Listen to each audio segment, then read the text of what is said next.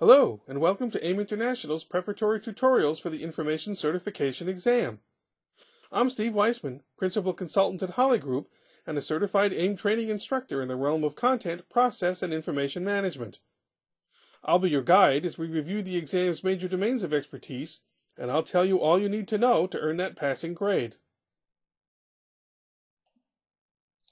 Today's subject is business process management, a key part of this special certification which AIM created to support you as you solve your organization's existing information-related problems and plan for its future.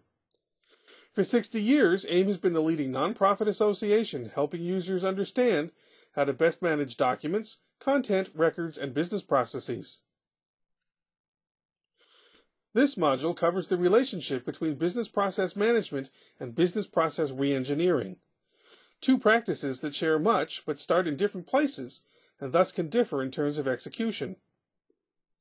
Part of the Capture and Manage knowledge domain, one of 6 within the certification program, it reviews their approaches toward management and business practices, user engagement, the flow of work and information, and staffing issues. Let's start by relating the two disciplines to each other. Earlier in this domain, we called business process management, BPM, the ultra process improvement technique because it explicitly addresses the complexity of inter-application and cross-repository processes and incorporates data as well as content, all on an ongoing basis. Well, business process reengineering, BPR, is much the same thing. Also known as business process redesign, business transformation, and business process change management, it differs mostly because it places somewhat more emphasis on the R part, the reengineering, than the M, the management. Strictly speaking, what this means is that BPR is about making big one-time changes in how work gets done and decisions get made, while BPM is about making more smaller changes over time. In practical fact, the difference has come to be much less stark than it once was, perhaps because at one point BPR had come to mean downsizing to many, but the notion of permanent fix versus iterative improvement persists as ways to pursue better future states. BPR is rooted in the late 1980s, when management gurus Michael Hammer and James Champy published their seminal book Reengineering the Corporation, which basically said that organizations must radically remake themselves and make better use of information technology if they're going to become more competitive. As a management manifesto, it strikes many of the same themes that we see in present-day BPM philosophy. Where there's a difference, it's that, in the author's own words, reengineering is an intensive top-down, vision-driven effort that requires non-stop senior management participation and support. BPM, on the other hand, can be driven from the middle or the bottom of the organization, though having a senior sponsor at some point does become more than just a little bit useful.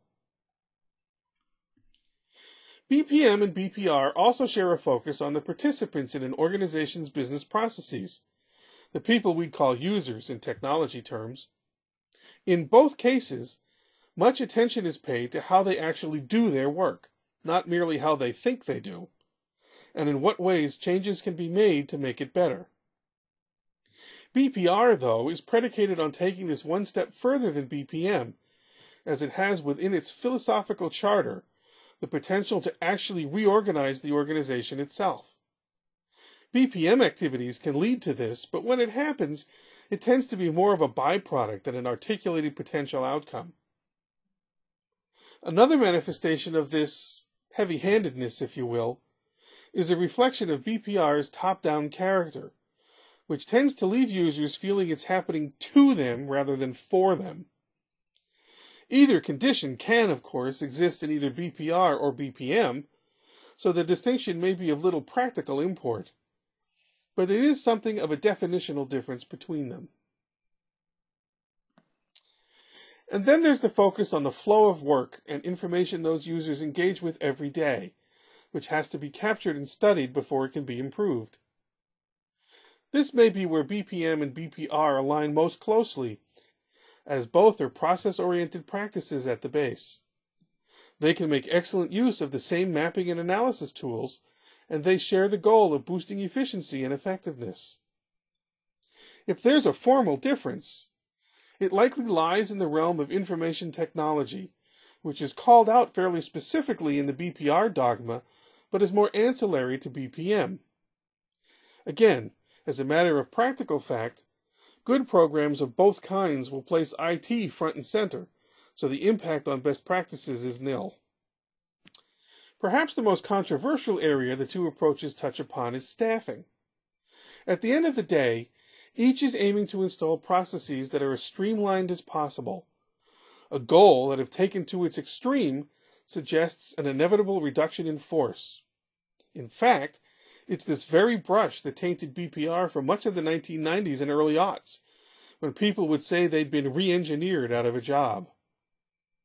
The truth is, though, that neither BPR nor BPM has to lead to this outcome. Much depends on how poorly orchestrated an organization is to begin with, but many times the result is either greater productivity, a redeployment of existing staff, the ability to delay new hiring following a departure, or some combination of the three. At the end of the day, business process management and business process reengineering aren't all that different, although they start in somewhat different places and thus can differ in terms of execution and organization response. Here, we've looked at how the two disciplines relate in terms of their approaches to management and best practices, user engagement, the flow of work and information, and staffing issues. With this module now in your memory banks, you may next wish to review the one on knowledge management. The material you have just reviewed is part of a broader program of study that prepares you to take the Information Certification exam. This proctored test consists of 100 multiple-choice questions and is delivered electronically by Prometric. You'll have 2 hours to complete it, and upon passing, you'll earn a professional certification that's valid for 3 years. For more information, please visit www.aim.org/certification. Thank you.